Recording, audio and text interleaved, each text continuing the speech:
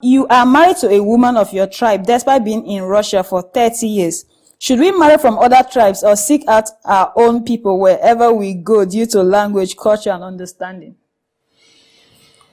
Yeah, I'm married to a woman that happens to come from my country and speaks the same language as I do. But unfortunately, we do not ever get to speak that language together anymore because, I cannot speak it anymore. She used to speak it initially, but she also is mostly forgetting it. She could stress herself to speak a little bit, but it's much more easier for us to speak English or Russian. So the language might not be the factor. But yes, there might be some sense in marrying somebody that has a similar background as yourself. Maybe not tribe, but at least cultural background. So if I were to marry an African who is from Congo, it's still probably closer to me marrying a white person who is from Russia or from Ukraine or from America, because it's still not just the color is similar, but also culture is much more of a similar background than it is with people of another continent. Then if I marry any Nigerian, it will be much more a similar culture than if I marry a South African. So it is easier because there will be natural things that you have to face, that you have to confront, not just in the area of behavioral differences and attitude and reactions, but similar culture and similar tradition have similarities anyway. So you will cope easier with cultures that you are more familiar with when you marry from that particular culture than when you are married from the opposite culture. Cultural differences could be a big deal. Sometimes when I was a younger believer, I used to think the only thing that is important is that you are of this same faith, that if you are in Christ Jesus and you are all believers, that's what matters. But growing older and being a pastor that has seen a lot of different situations in life, I would now say that it is not enough for you to all be in Christ. People are in Christ in the spirit, but in their mind and in their behaviors, in their habits, in their attitudes, in their reactions, they remain who they were before they came. Now, you only change determined by the amount of work you have done on yourself. If you don't do enough work on yourself, you will not change. And so, but you are still remaining how the culture has made you, how the culture had nurtured you. So, yeah, I would think that it's good that you are all in Christ.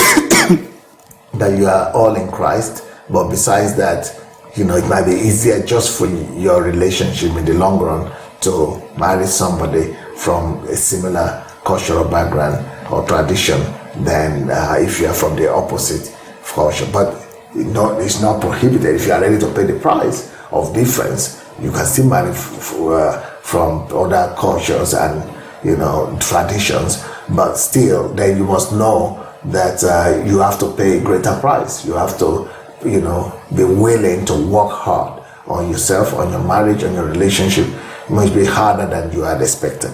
Love is not enough. Love and emotions pass away very fast, and especially when challenges are coming upon challenges, when there are differences. So you want to think about that, more deeply than just artificially or superficially that God will take care.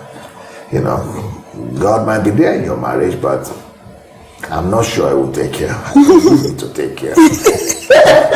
So in other words, Pastor, having similar culture has an advantage. Yes. In within couples, in keeping marriage together, or in understanding. In keeping marriage together. In keeping marriage together. And also in understanding each other. Okay. Oh, why that question? Well, that's actually what the person was asking. Why did you reaffirm it? Because is there any aspect of it that you would like to to reaffirm or something? No, why I'm saying that is that in most times we just say it really doesn't matter who you marry. Sorry, it really doesn't matter where you marry from. It's who you're marrying that matters. So it's a common concept. So you're not marrying the person's place. You're not marrying where the person is from. You're marrying the person. But from your answer, it's kind of you're explaining, and it's understandable that cultural similarities can have a added advantage. It's not just the sole thing, but there are some benefits and importance of cultural similarities. That's why actually I asked that. Definitely, Okay. Definitely. Being an experienced man, now that I'm 50 years old, I can call myself that. And also being a pastor that has had the opportunity to interact and relate with thousands of people, if not millions now. Okay. I can authoritatively say culture matters. I used to hear people say that, but mainly people who used to say that were, I used to even read them in books, and they were mainly white people who say marry from your culture. I remember when Kenneth Hagin Jr. said, even though he likes black people and African Americans and black Americans and things like that, but he will advise his own children and grandchildren to marry from their own cultural base. From, you know, it triggered a whole crisis. Even in their own denomination, some people left, and the division and anger, all kind of things. And people were thinking it is a superiority thing. But today, I can understand them.